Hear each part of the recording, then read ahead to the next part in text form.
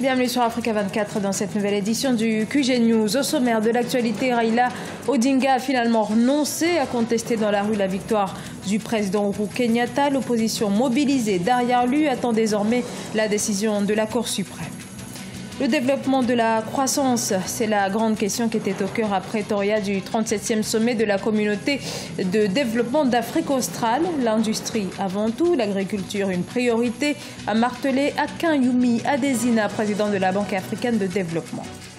Et le déménagement des tanneries du Caire, devenu beaucoup trop insalubre en plus du manque de place, un déménagement annoncé comme imminent pour cette industrie en quête de modernité.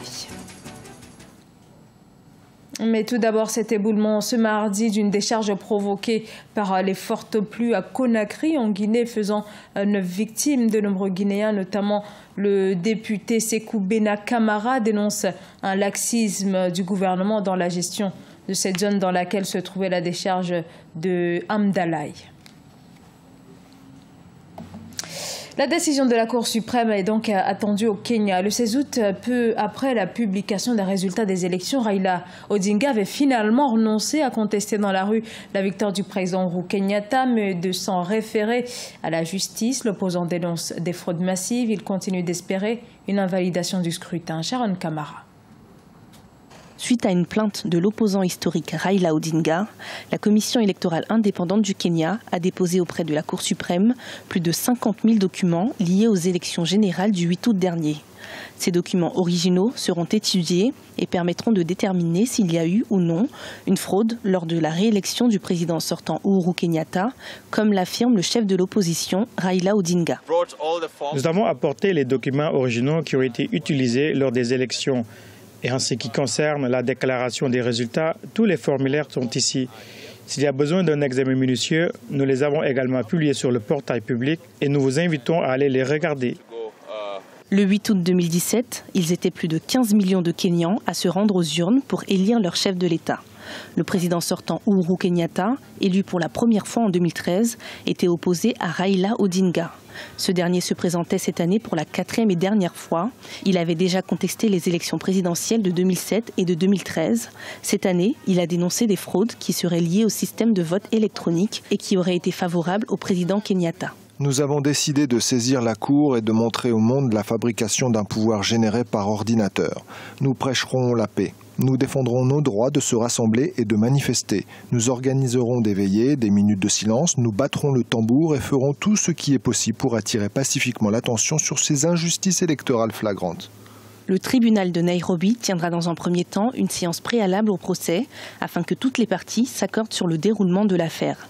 La Cour suprême a 14 jours pour se prononcer. Si les soupçons de fraude sont avérés, de nouvelles élections devront être organisées en 60 jours. Et si ce n'est pas le cas, le président Uhuru Kenyatta sera investi le 12 septembre prochain. L'opposition togolaise CAP 2015 et le Parti national panafricain lancent un nouvel appel à manifester les 30 et 31 août.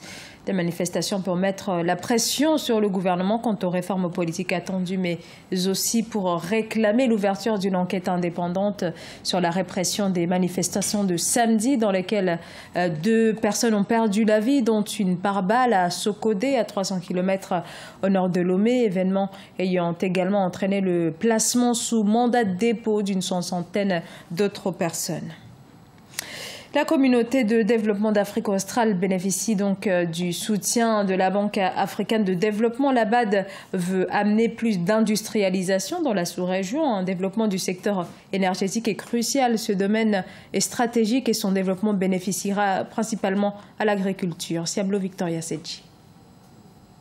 La Banque africaine de développement veut accélérer l'industrialisation de la Southern African Development Community, communauté de développement d'Afrique australe. Elle envisage investir près de 40 milliards de dollars sur ces 10 prochaines années, un investissement important dans les secteurs agricoles et énergétiques qui permettra de renforcer la dynamique de développement. Pour le président de la BAD, Akinwumi Adesina, les défis cruciaux de l'Afrique australe consistent en la mise en valeur de ses potentialités. L'agriculture doit être considérée comme une entreprise de création de richesses. L'Afrique doit se nourrir au lieu de dépenser 35 milliards de dollars par an en importation de denrées alimentaires. C'est pourquoi la Banque africaine de développement fournit 24 milliards de dollars pour soutenir l'agriculture au cours de ces 10 prochaines années. Impacté par la crise de récession sud-africaine, pays membre et deuxième puissance économique du continent, l'endettement de l'Afrique australe a presque doublé en moins de 5 ans, passant de 18,7% en 2012 à 34,7% en 2016. Du fait, la croissance est restée peu enviable. Le taux de croissance du produit intérieur brut, qui était de 4,3% en 2010, a chuté à 1,8% en 2016. Les indicateurs économiques annoncent un redressement à 2,6% en 2017. Le ralentissement des prix des matières premières a provoqué de sérieux problèmes et de sérieux défis au niveau des différents États. Il faudra promouvoir le secteur privé. C'est une région qui attire aujourd'hui. La région attire davantage, donc les investissements directs étrangers vont augmenter. De toute façon, c'est une région très dynamique. La communauté de développement d'Afrique australe vise à promouvoir le développement économique de ses 16 pays membres avec l'adhésion en août 2017 des Comores. Créée le 1er avril 1981, elle succède à la conférence de coordination pour le développement de l'Afrique australe, fondée depuis le 17 août 1992. En Égypte, les ateliers de maroquinerie vont être transférés vers un nouveau site à la périphérie du Caire. Et c'est avec beaucoup d'émotion que les acteurs du domaine laissent derrière eux les anciens quartiers du Vieux Caire pour des ateliers plus modernes à Robiki, la nouvelle ville du Caire égyptien. Patricia Solange-Dubois.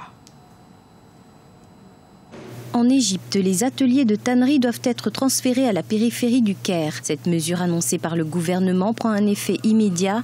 Les anciennes tanneries étant devenues insalubres, ce sont plus de 220 ateliers qui commencent à s'installer à Robiki, la nouvelle ville moderne du cuir.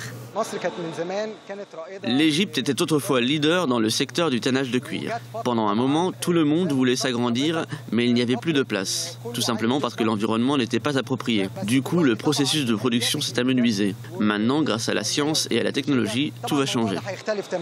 D'ici 2018, Robiki devrait loger l'ensemble de la chaîne d'approvisionnement, de l'abattage d'animaux à la production de cuir fini. Cependant, le quartier de Mazal-Ayoun, dans le vieux Caire islamique, pourrait être réaménagé en site touristique selon le ministère du Commerce.